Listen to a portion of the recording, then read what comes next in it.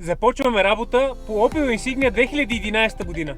Автомобилът при нас е с вече дефектирала фабрична навигационна система, която не подлежи на ремонт. Затова на нейно място ще инсталираме съвременна навигационна система с Android с голям Tesla Style дисплей. Тази операционна система ще даде на собственика достъп до най-съвременните апликации и приложения. Да започваме работа!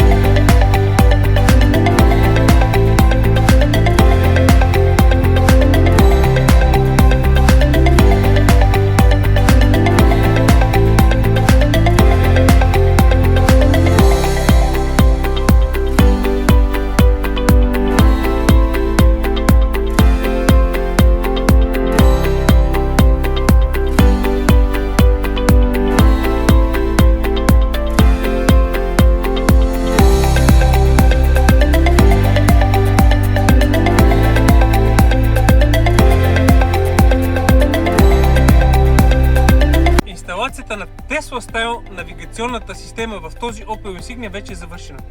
Сега ще направим и кратка демонстрация на продукта.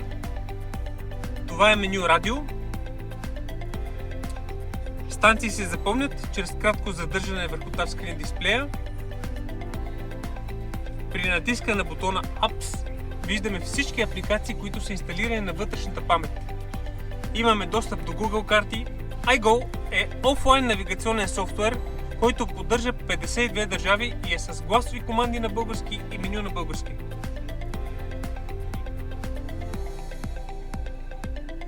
Easy Connection е апликация, която позволява копирането на дисплея на всеки смартфон върху дисплея на мултимедийната система. Z-Link се употребява за безжичен CarPlay и Android Auto. В момента Android софтуерът е свързан към Wi-Fi от нашия офис.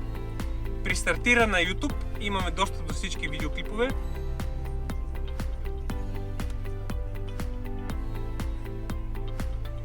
При подаване на задна скорост автоматично стартира допълнително инсталираната задна камера, която добавихме.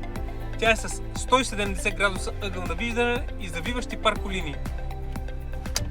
Бутоните от волана работят. При отваряне на врата получаваме индикация върху дисплея. При смяна на температурата на климатика получаваме индикация върху дисплея. От бутона видео стартираме видеофайлове, които са записани или на вътрешната памет, или на външните USB слотове.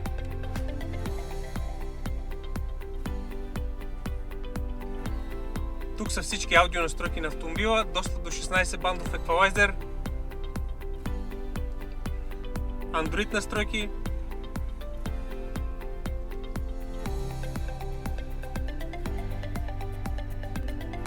Благодарим за вниманието и очаквайте още интересни инсталации от процеса на нашата работа.